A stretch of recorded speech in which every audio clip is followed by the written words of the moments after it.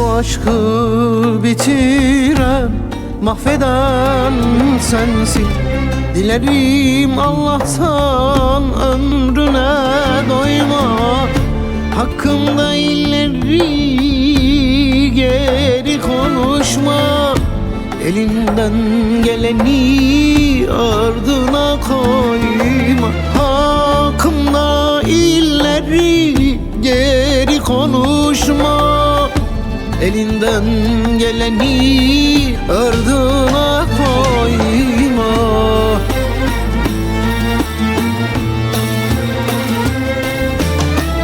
Hayatım yıkıldı senin yüzünden.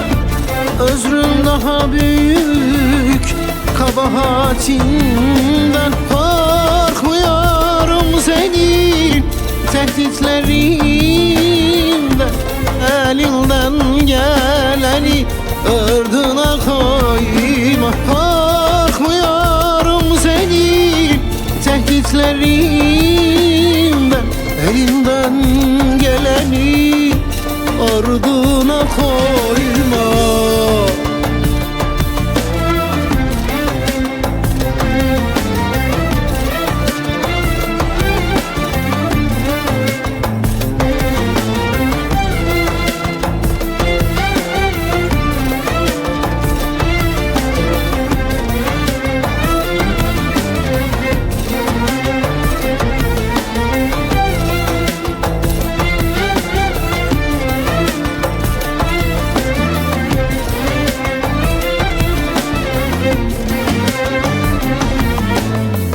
Duydum kalemimi kıracak mısın?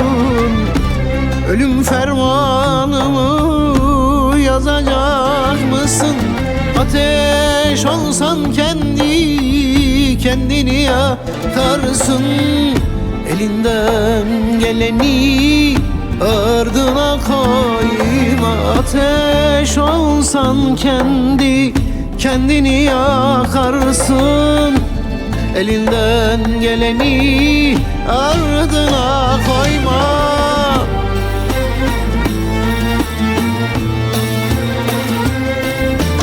Hayatım yıkıldı senin yüzünden. Özrün daha büyük kabahatinden. Korkmuyorum senin tehditlerinden. Elinden geleni ardına koyma. Korkmuyorum senin tehditlerinden. Elinden